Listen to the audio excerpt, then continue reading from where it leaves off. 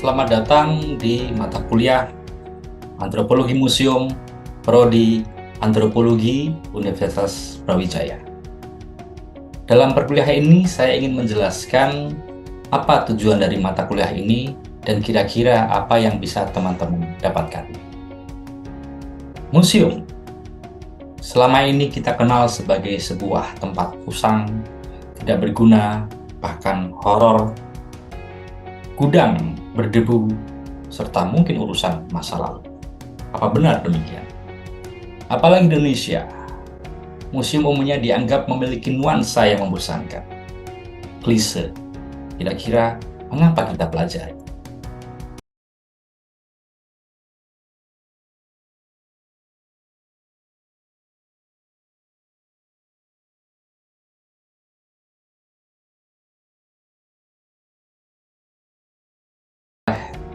Banyak ahli antropologi dikenal sebagai sebuah institutional homeland dari ilmu antropologi.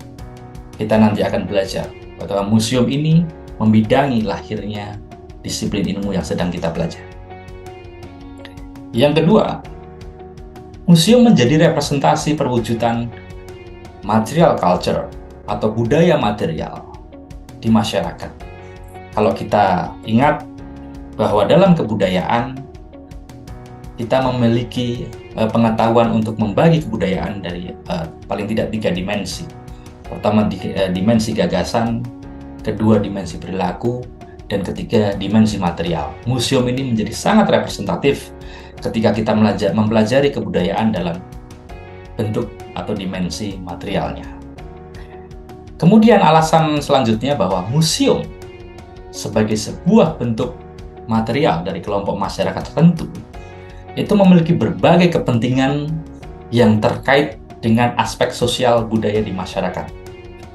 Bisa dari kepentingan pendidikan, pelestarian budaya, sampai kemudian politik, ideologi, kelas sosial, dan sebagainya. Mengapa kemudian kita perlu mempelajari museum? Perspektif dan praktik permuseuman dapat memberi wawasan bagi mahasiswa untuk memiliki profesionalitas kerja dalam bidang-bidang antropologi. Maka, mata kuliah antropologi museum mengajak mahasiswa untuk memandang museum sebagai salah satu bentuk dari praktik pengkoleksian budaya material dari kelompok masyarakat tertentu untuk memenuhi berbagai kepentingan. Kira-kira hubungan praktik koleksi apapun itu dan kemudian kepentingan dari kelompok masyarakat itu apa saja? Kepentingan ini merentang luas, mulai dari seperti yang kita kenal dalam tujuan-tujuan museum di Indonesia, misalnya pelestarian budaya, pendidikan. Tetapi kita bisa berbicara banyak hal, misalnya kepentingan tentang rekreasi, kepentingan tentang representasi identitas kelompok tertentu, sebagai sebuah bahasa untuk menyampaikan narasi tertentu, ideologi tertentu, atau kemudian kepentingan-kepentingan politik tertentu untuk menegaskan sebuah status sosial atau kelas sosial, industri, pariwisata atau hiburan, sampai kemudian bidang-bidang estetika dan seni, sampai kemudian gerakan sosial atau dialog kebudayaan. Ini adalah sebuah perhatian kajian museum yang mungkin jarang dilakukan oleh orang awam ketika melihat museum. Museum ini adalah kata lain dari fenomena-fenomena yang sejenis. Misalnya, fenomena aktivitas mengkoleksi benda-benda tertentu, barang-barang tertentu. Kemudian kita sering mendengar galeri seni, art house, exhibition atau pameran, hall of fame, festival, amusement park atau taman hiburan. Sampai kemudian kalau kita membicarakan soal perpustakaan, sampai kemudian kebun binatang atau botanical garden. Sebuah fenomena yang memiliki prinsip-prinsip sama dengan museum. Maka dari itu, ada beberapa perspektif yang perlu kita pahami ketika mempelajari antropologi museum dalam perkuliahan ini. Antropologi museum itu paling tidak bisa kita bedakan dari objek formalnya memiliki dua pandangan. Pertama adalah antropologi museum itu sendiri. Yang kedua adalah antropologi di museum. Antropologi museum atau the anthropology of museum ini biasanya meletakkan museum sebagai sebuah kajian sebagaimana bentuk-bentuk ekspresi kebudayaan yang lain. Maka museum dilihat sebagai sebuah bentuk kebudayaan yang sedang kita kaji.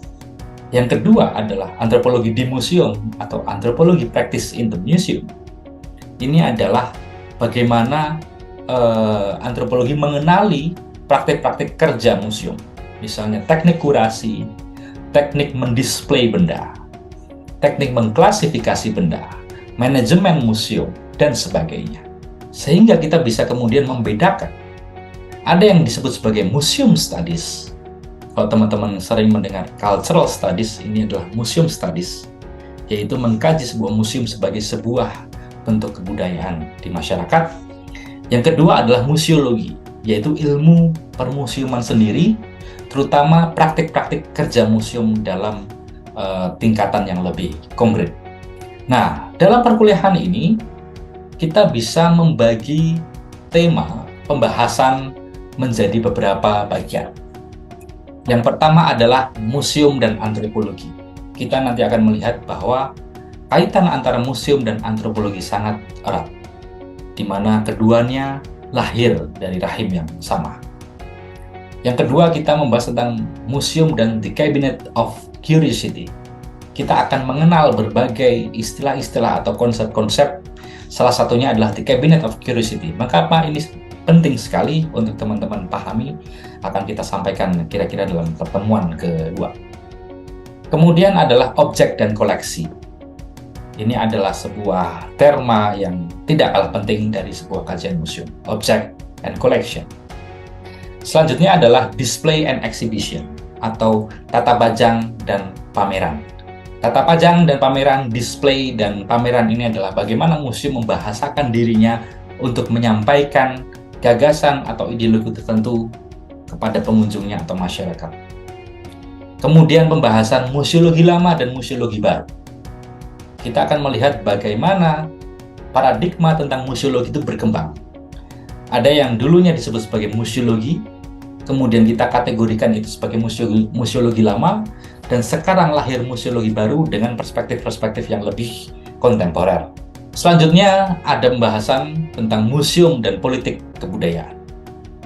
Nanti kita akan lihat, baik di Eropa, di luar negeri maupun di Indonesia, kaitan antara museum dan politik itu juga sangat erat. Museum seringkali sebagai sebuah aparatus ideologi atau wahana untuk menyampaikan ideologi-ideologi tertentu. Mulai dari kepentingan kelompok tertentu sampai kepentingan politik negara. Dan kita melihat praktik itu di mana. Dan terakhir, mungkin kita akan membahas tentang museum, globalisasi, dan industri budaya. Hari ini kita akan melihat dalam bentuknya yang paling kontemporer, museum tidak lagi sebagai sebuah tempat usang, tetapi kita melihat museum yang hingar-bingar penuh dengan atraksi hiburan, pengunjung yang membludak, dan menjadi sebuah wahana pariwisata yang luar biasa. Kita melihat museum hari ini memunculkan wajahnya sebagai taman hiburan, amusement park, atau sebuah monumen-monumen populer di masyarakat. Kemudian teman-teman, dalam perkuliahan ini nantinya dalam paruh kedua kita kemungkinan akan praktik untuk mengunjungi museum. Ketika kita mengkaji museum di Malang, maka akan ada sekian banyak museum-museum yang bisa kita jadikan sebagai studi kasus. Malang sebagai salah satu kota dengan jumlah museum yang cukup banyak di antara kota-kota lain di Indonesia. Maka antropologi museum ini cukup relevan ketika kita kaji di Malang, Jawa Timur. Apa saja museum di kota ini?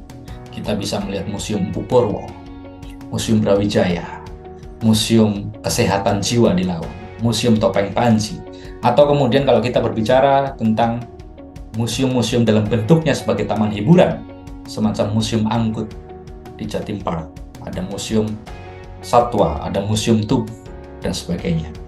Kalau kita ingin melihat museum komunitas, kita bisa hadir di Museum Musik Indonesia dan yang lain. Kalau kita ingin melihat museum sebagai sebuah gerakan sosial, kita bisa melihat Museum Omah Hak Asasi Manusia Munir. Kalau kita ingin melihat museum sebagai bentuk bahasa perusahaan untuk menyampaikan sejarahnya, kita bisa melihat Museum Bentul, katakan. Akan banyak museum-museum yang bisa kita pelajari dan bisa kita jadikan studi kasus dalam perkuliahan ini. Yang terakhir, perlu saya sampaikan tentang sistematika perkuliahan ini. Ada dua. Yang pertama adalah sistematika perkuliahan itu sendiri. Saya bagi menjadi dua tahap. Tahap yang pertama adalah paruh pertama semester, yaitu pertemuan pertama sampai ke-7. Itu adalah penyampaian materi yang diselingi dengan penugasan atau review artikel kira-kira. Paruh kedua atau tahap kedua semester yaitu adalah kerja kolaborasi kelompok, baik itu praktik kunjungan museum, penelitian lapangan, atau diskusi-diskusi dan presentasi di kelas antar kelompok mahasiswa. Maka kelas ini nantinya akan dibagi menjadi per kelompok agar diskusi-diskusi tidak hanya terjadi antara dosen dan mahasiswa, tetapi juga antar mahasiswa dan mahasiswa. Nah, kemudian ada kontrak perkuliahan. Perkuliahan ini adalah 3 SKS, seperti teman-teman tahu. Dan 3 SKS artinya adalah 170 menit. 170 menit ini kita bagi menjadi 3 ruang.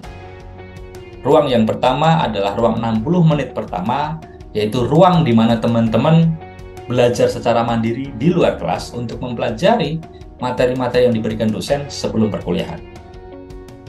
Ruang yang kedua adalah 50 menit pertemuan di kelas. Kita akan mendiskusikan materi-materi yang sebelumnya dosen sudah berikan. Dan ruang ketiga adalah 60 menit teman-teman belajar mandiri untuk mengerjakan tugas-tugas yang diberikan ketika pertemuan. Aturan yang lain, misalnya kehadiran mahasiswa di kelas minimal adalah 75%, wajib mempelajari materi-materi yang telah diberikan oleh dosen di dalam aplikasi Bro, dilarang keras melakukan plagiasi. Ketika itu dilakukan, maka mahasiswa bisa terancam untuk tidak lulus dalam perkuliahan ini.